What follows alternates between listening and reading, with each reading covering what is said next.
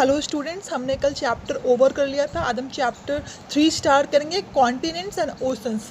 तो उसके हम पहले स्टार्ट करेंगे इंट्रोडक्शन से। The earth surface is covered by land and water. Earth का जो सरफेस है वो किसी से ढका हुआ है? वो पानी से और लैंड से, धरती ज़मीन से ढका हुआ है। The large land masses are called continents. और ये बड़ा बड़ा जो हमारे पे लैंड का टुकड़ा है, इसको हम कॉन्टिनेंट्स कहते हैं।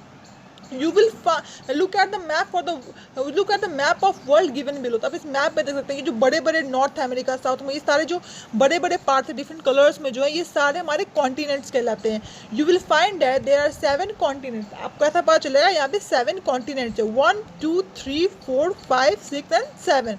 कौन कौन से हैं? These are Asia, Africa, North America, South America, Europe, Australia and Antarctica. Asia is the largest continent, और एशिया सबसे बड़ा कॉन्टिनेंट है इनमें से। And continents have many countries, और सारे कॉन्टिनेंट्स के अंदर भी बहुत सारी कंट्रीज होती हैं। India is part of Asia. और इंडिया हम देखते हैं किसका पार्ट है? यहाँ पे अपना इंडिया है, और इंडिया पार्ट किसका है? ये एशिया का पार्ट है। Australia is the smallest continent and a country too. और ऑस्ट्रेलिया सबसे स्मॉलेस्ट कॉन्टिनेंट है और एक पूरा देश भी है। उसके बाद है यहाँ पे landforms. The earth has different natural features. Earth के पास डिफरेंट नेचुरल फीचर्स है एंड लैंड फॉर्म्स है, मतलब अलग अलग तरीके की ज़मीन अलग अलग जगह पे है। We use special words to talk about this feature. लेकिन हम एक कुछ खास वर्ड को यूज़ करते हैं उन फीचर्स को डिस्क्राइब करने के लिए, समझने के लिए।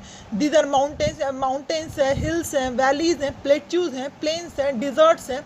Let's find out more about this land forms. तो अब इस तरह के लैंड फॉर्म्स, कहीं पहाड़ है तो कहीं समतल ज़मीन है, कहीं हल्का ऊंचा ज़मीन है, कहीं रेगिस्तान है, पूरा मरुस्थल है। तो इसके बारे में और डीपली हम आगे पढ़ते हैं। Mountain, hills and valley.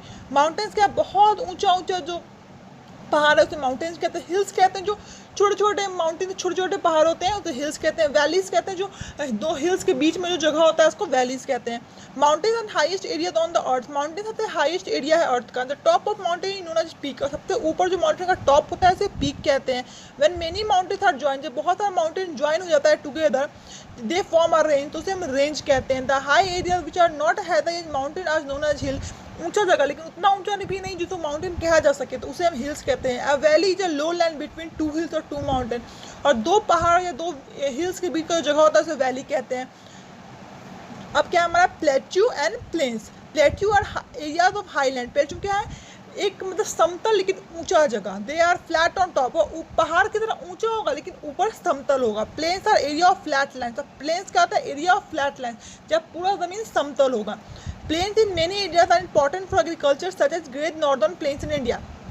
Planes बहुत इंपॉर्टेंट है एग्रीकल्चर के लिए, जैसे कि ग्रेट नॉर्दर्न प्लेन्स जो कि इंडिया में है, जो नॉर्दर्न पार्ट में इंडिया के लाई करता है, और हिमालय के साउथ में लाई करता है। Another type of plain is found along coast. और एक और टाइप का प्लेन पाया जाता है जो कि कोस्ट यानी कि समुद्री तटों पे पाया जाता है। It is known as coastal plain. इसे हम कोस्टल प्लेन कहते हैं। It is greatly generally sandy, और ज़्यादातर बालुआई होता है। समुद्र के तल जानते हैं लोग बलुआई होती है, तो वहाँ पे ज़्यादातर बालू जैसा समतल लेकिन समतल ज़मीन होता है। तो स्टूडेंट्स आज के लिए हम यहीं तक रहने देंगे। नेक्स्ट क्लास में हम आगे पढ़ेंगे। That's all for today.